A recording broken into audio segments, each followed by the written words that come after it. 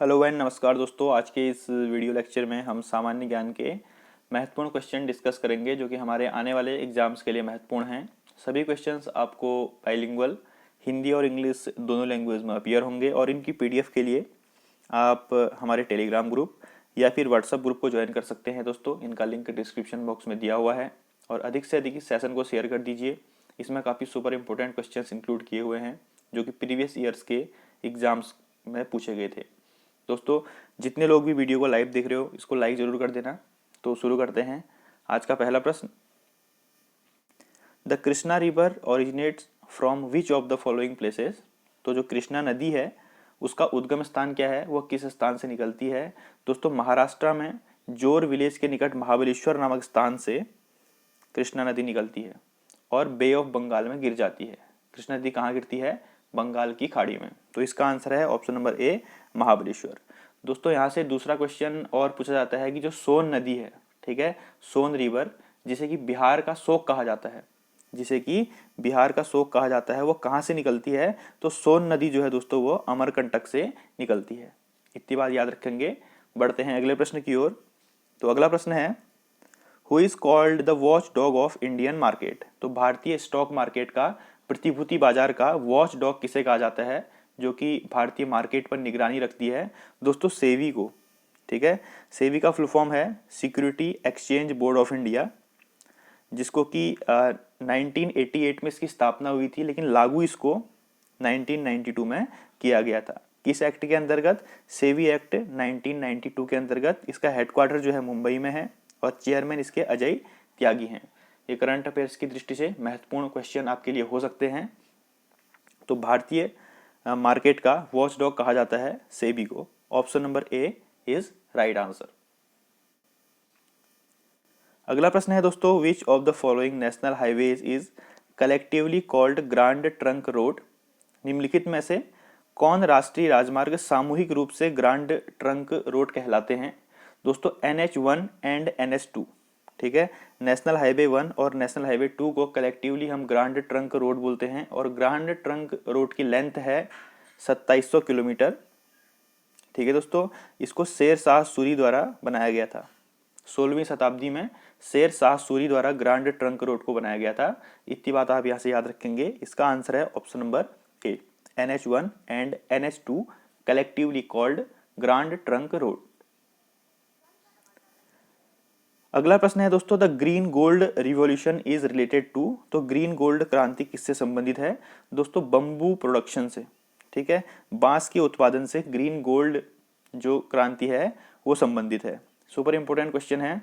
और दोस्तों, यहाँ से कंफ्यूजन मत करना, एक गोल्डन क्रांति थी, ठीक है, जो गोल्डन क्रांति है वह फ्रूट्स या फिर हॉर्टिकल्चर या फिर हनी यानी कि शहद के उत्पादन से संबंधित है।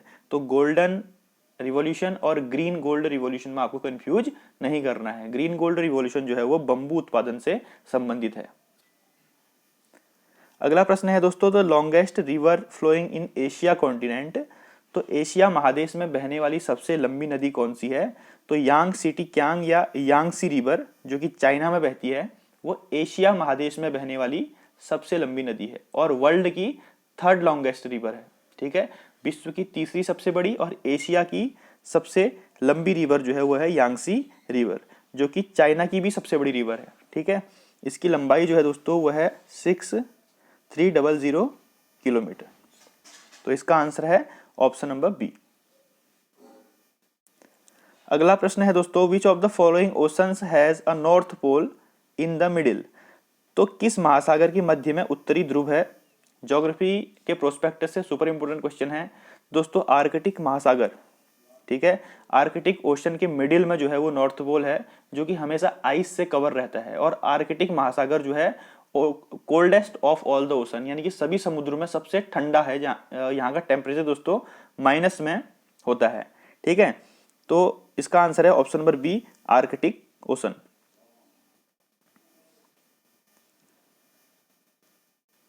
दोस्तों, अगला प्रश्न है, which was the first peasant movement organised by Mahatma Gandhi. तो महात्मा गांधी द्वारा संचालित पहला किसान आंदोलन कौन सा था? तो चंपारण मूवमेंट। ठीक है दोस्तों, ऑप्शन नंबर सी, चंपारण आंदोलन जो है वो महात्मा गांधी द्वारा ऑर्गेनाइज प्रथम किसान आंदोलन था जो कि 1917 में बिहार के चंपारण जिले से स्टार्ट किया गया था। किसानों के अपलिफ्टमेंट के लिए बिहार के चंपारण डिस्ट्रिक्ट से 1917 में महात्मा गांधी द्वारा चंपारण आंदोलन स्टार्ट किया गया था। तो इसका आंसर है ऑप्शन नंबर सी। उम्मीद करता हूं आपको वीडियो पसंद आ रही होगी। अगर आ रही है तो प्लीज लाइक कर दीजिए वीडियो को अधिक से अधिक और अपने ग्रुप्स में इसको शेयर कर दीजिए ताकि सभी को इसका बेनिफिट मिले। बढ़ते हैं अगले प्रश्न की ओर। अगला प्रश्न है what is the shadow of the inner part of the moon called. तो चंद्रमा का जो आंतरिक भाग होता है उसके शैडो को क्या कहा जाता है। ठीक है दोस्तों, तो चंद्रमा के आंतरिक भाग के शैडो को, जो परछाई होती है, उसको उम्ब्रा कहा जाता है। Option number B umbra. ठीक है दोस्तों, इसको आप याद रखेंगे। बढ़ते हैं अगले प्रश्न की ओर। दोस्तों अगला प्रश्न है which is the first state in India where panchayat raj system was implemented. तो भारत का ऐसा कौन सा पहला राज्य है जहां पंचायती राज व्यवस्था लागू की गई थी। दोस्तों राजस्थान में 2 अक्टूबर 1959, 2 अक्टूबर 1959 को सर्वप्रथम राजस्थान ऐसा राज्य बना जहां पर पंचायती राज व्यवस्था लागू की गई। और जो सेकंड स्टेट था दोस्तों, सेकंड स्टेट था आंध्रा। ठीक है, आंध्र प्रदेश जो था वो दूसरा स्टेट था जहां पंचायती राज व्यवस्था लागू की गई और पहला स्टेट था राजस्थान। Option number D. ठीक, तो उम्मीद करता हूं आपको वीडियो समझ में आ रही होगी। बढ़ते हैं अगले प्रश्न की ओर। अगला है recently the hottest planet in the universe has been discovered, what is the name of the planet. तो दोस्तों 2017 में ब्रह्मांड के सबसे गर्म ग्रह की खोज की गई। तो उस ग्रह का नाम बताइए। दोस्तों ब्रह्मांड के सबसे गर्म ग्रह का नाम है कैल्ट 9b। ठीक है, कैल्ट 9b जिसके सरफेस का टेम्परेचर है 4600 केल्विन। तो ये ब्रह्मांड का सबसे गर्म ग्रह है। ठीक है, ऑप्शन नंबर सी कैल्ट 9b। प्रीवियस ईयर के एग्जाम में पूछा गया क्वेश्चन है, इसी वजह से इंपोर्टेंट हो जाता है। बढ़ते हैं अगले प्रश्न की ओर। दोस्तों अगला प्रश्न है what is the name of India's first unmanned tank. तो भारत के पहले मानव रहित टैंक का नाम बताइए। तो ये इसका नाम है दोस्तों मुंत्रा। ठीक है, और मुंत्रा का फुल फॉर्म है मिशन अनमैन्ड ट्रैक्ड। ठीक है, मिशन अनमैन्ड ट्रैक्ड। तो ये भारत का पहला मानव रहित टैंक है जिसको कि DRDO, defence research and development organisation द्वारा विकसित किया गया। डीआरडीओ के चेयरमैन है दोस्तों जी सतीश रेड्डी और इसका हेडक्वार्टर है नई दिल्ली में। ठीक, तो इतनी बात आप यहाँ से याद रखेंगे। अब हम बढ़ते हैं अगले प्रश्न की ओर।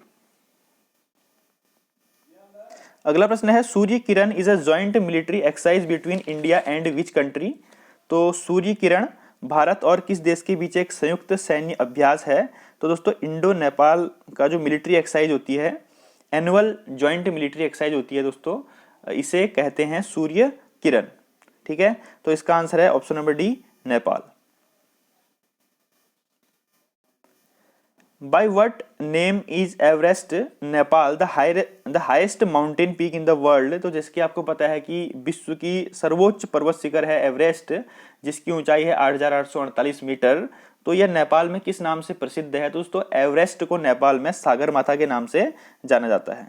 ठीक है, एवरेस्ट को नेपाल में सागरमाथा के नाम से जाना जाता है। ऑप्शन नंबर ए इसका सही आंसर है। अगला महत्वपूर्ण प्रश्न है where is the idea of concurrent list taken. यानी कि जो समवर्ती सूची का आइडिया था या विचार हमने किस देश के संविधान से उधार लिया, बोरो किया। ठीक है दोस्तों, तो जो हमारे संविधान की समवर्ती सूची है, कनकरेंट लिस्ट है, उसका विचार हमने ऑस्ट्रेलिया के संविधान से अडॉप्ट किया था। ऑप्शन नंबर सी अडॉप्ट किया था हमने ऑस्ट्रेलिया के संविधान से। कनकरेंट लिस्ट 7th शेड्यूल में है और इसके अंदर 52 सब्जेक्ट आते हैं, 52 सब्जेक्ट इसके अंतर्गत आते हैं। अगला प्रश्न है दोस्तों which of the following is called mini constitution. तो भारतीय निम्नलिखित में से किसे मिनी संविधान कहा जाता है। दोस्तों 42nd कॉन्स्टिट्यूशनल अमेंडमेंट 1976 को 1976 में आपातकाल के दौरान संविधान में जो संशोधन किए गए, तो इसमें बहुत सारे संशोधन एक साथ किए गए तत्कालीन प्रधानमंत्री श्रीमती इंदिरा गांधी जी के द्वारा। तो इसीलिए इसको मिनी कॉन्स्टिट्यूशन कहा जाता है। ठीक, 42nd कॉन्स्टिट्यूशनल अमेंडमेंट, ये काफी इंपोर्टेंट क्वेश्चन है, एग्जाम्स में पूछा जा सकता है, तो इसीलिए आप इसको जरूर याद रखेंगे। मिनी संविधान 42वें संविधान संशोधन 1976 को कहा जाता है। अगला प्रश्न है the secretary general of the UNO is appointed by, तो यूएनओ के महासचिव को किसके द्वारा नियुक्त किया जाता है? दोस्तों यूएनओ के जो महासचिव होते हैं उन्हें महासभा यानी कि जनरल असेंबली द्वारा नियुक्त किया जाता है। इनका कार्यकाल 5 वर्ष का होता है। प्रेजेंट में जो यूएनओ के सेक्रेटरी जनरल हैं उनका नाम है एंटोनियो गुटेरेस, जो कि पुर्तगाल देश के हैं। यूएनओ का हेडक्वार्टर है दोस्तों न्यूयॉर्क में। और यूएन डे, प्रत्येक साल यूएन दिवस, संयुक्त राष्ट्र दिवस कब मनाया जाता है? 24 अक्टूबर को। ठीक, इतनी बात आप यहाँ से याद रखेंगे, ये हमारे एग्जाम्स के पर्सपेक्टिव से महत्वपूर्ण है। अगला प्रश्न है in 1958 who become the first Indian to receive Ramon Magsaysay award, तो 1958 में रेमन मैग्सेसे पुरस्कार पाने वाले प्रथम भारतीय कौन बने? तो दोस्तों आचार्य विनोबा भावे प्रथम भारतीय थे जिनको कि रेमन मैग्सेसे पुरस्कार दिया गया 1958 में कम्युनिटी लीडरशिप के फील्ड में। और यहाँ से करंट अफेयर्स की दृष्टि से महत्वपूर्ण क्वेश्चन है कि रिसेंटली 2019 में एनडीटीवी के पत्रकार रवीश कुमार को पत्रकारिता के क्षेत्र में रेमन मैग्सेसे पुरस्कार दिया गया। और प्रीवियस ईयर के एग्जाम में एक क्वेश्चन पूछा गया था कि रेमन मैग्सेसे पुरस्कार किस देश द्वारा दिया जाता है? तो दोस्तों जो रेमन मैग्सेसे थे वो फिलीपींस के पूर्व राष्ट्रपति थे। ठीक है, और उन्हीं की याद में फिलीपींस द्वारा रेमन मैग्सेसे पुरस्कार दिया जाता है। फिलीपींस की राजधानी है मनीला और करेंसी है पीसो, और मनीला में एशियन डेवलपमेंट बैंक का हेडक्वार्टर भी है। इतनी बात आप ऐसे याद रखेंगे। तो दोस्तों ये थे हमारे आज के प्रश्न। अगर आपको वीडियो पसंद आती है तो वीडियो को लाइक ज़रूर कीजिए, और आपके जो विचार हैं उसको हमको कमेंट में लिख के ज़रूर बताइए, जिससे कि हमें और हम अपने आप को इम्प्रूव करने का मौका मिलेगा। Thank you. जय हिंद, जय Bharat, have a good day.